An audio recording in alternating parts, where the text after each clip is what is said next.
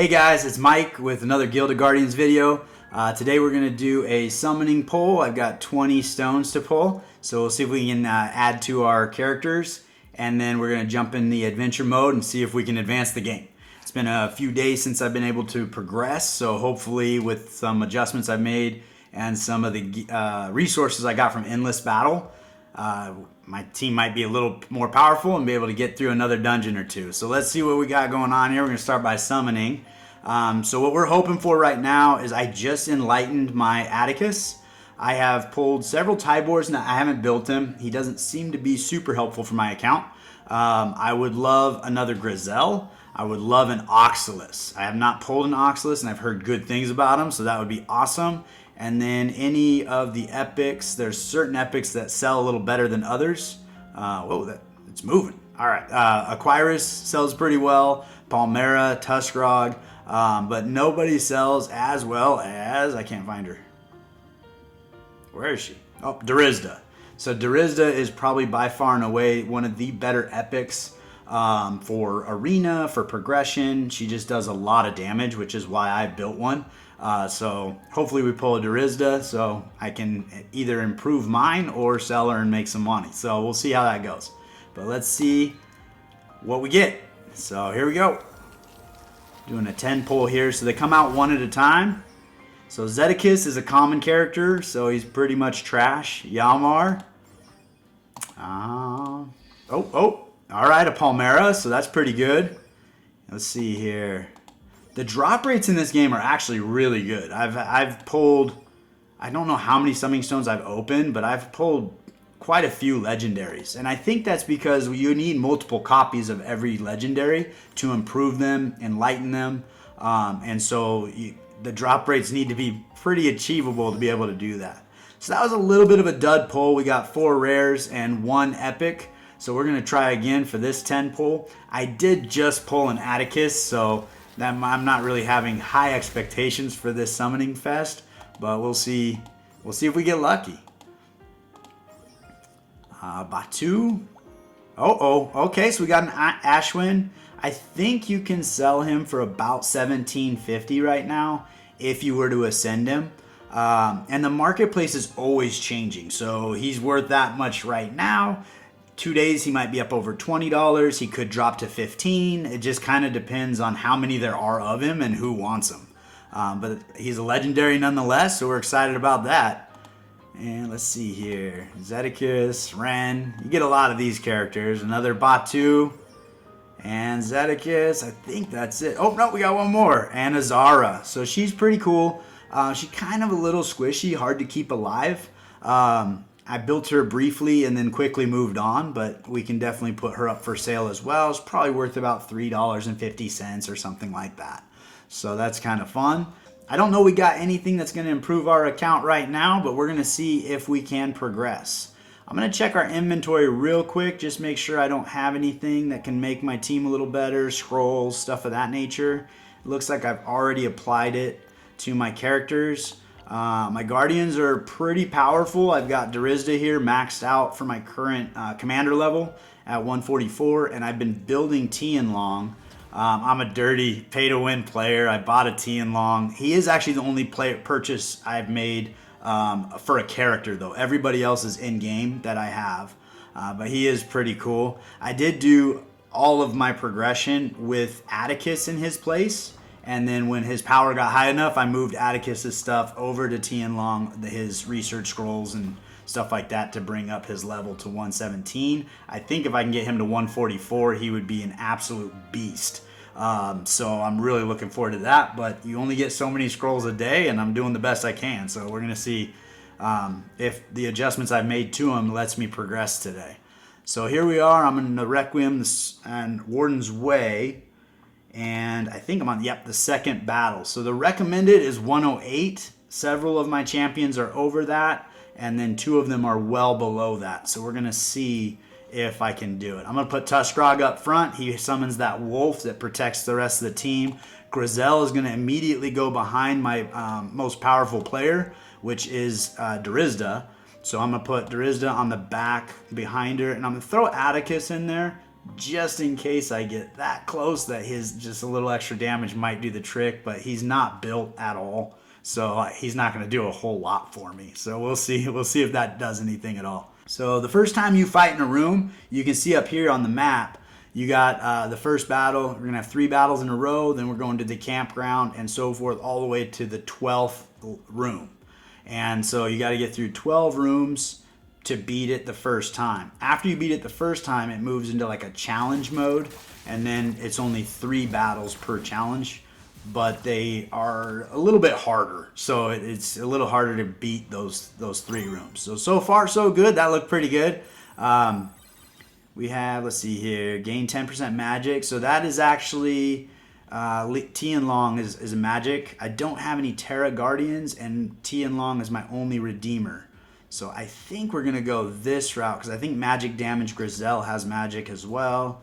So I think that'll help more of my players. So we'll see what we got going on here. Second room.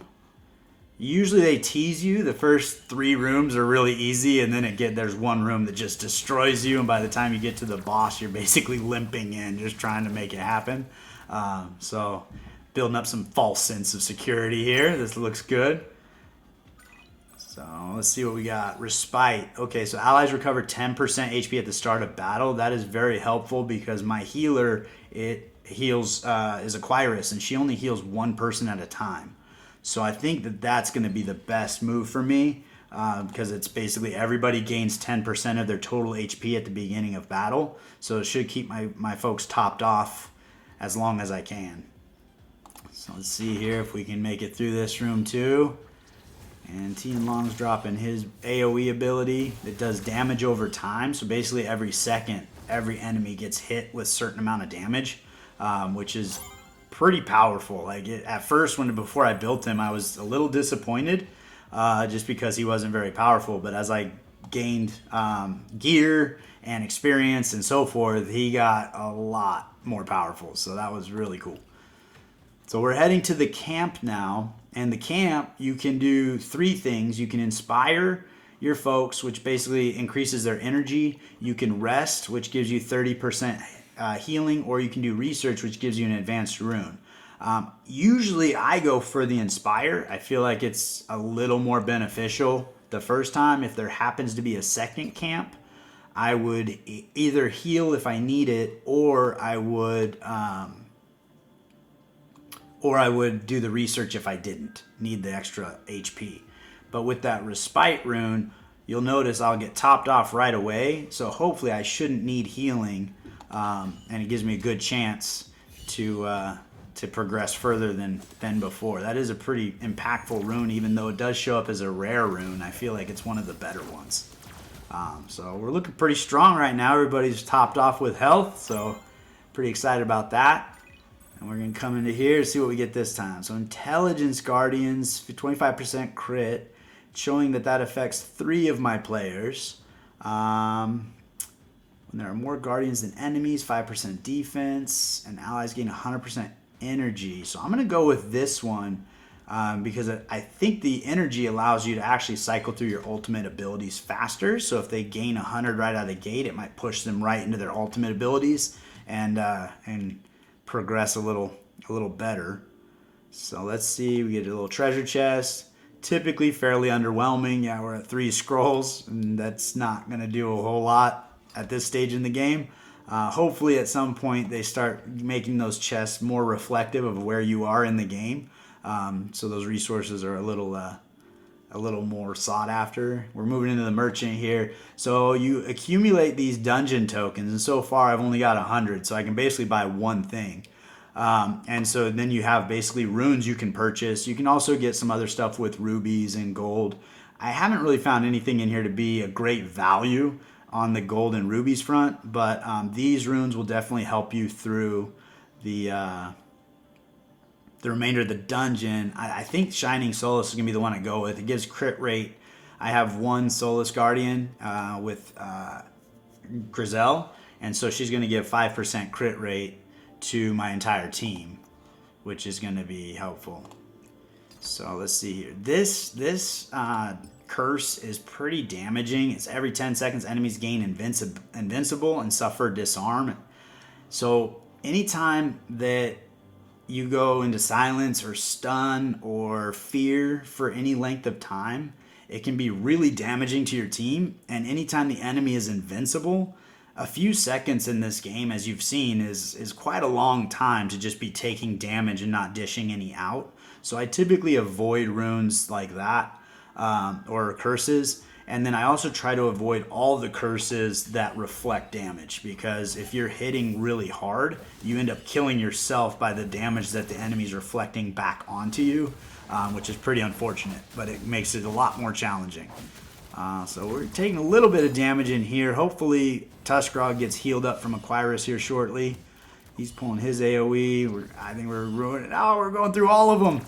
So right there, I just busted out 3 ultimate abilities to finish out that room.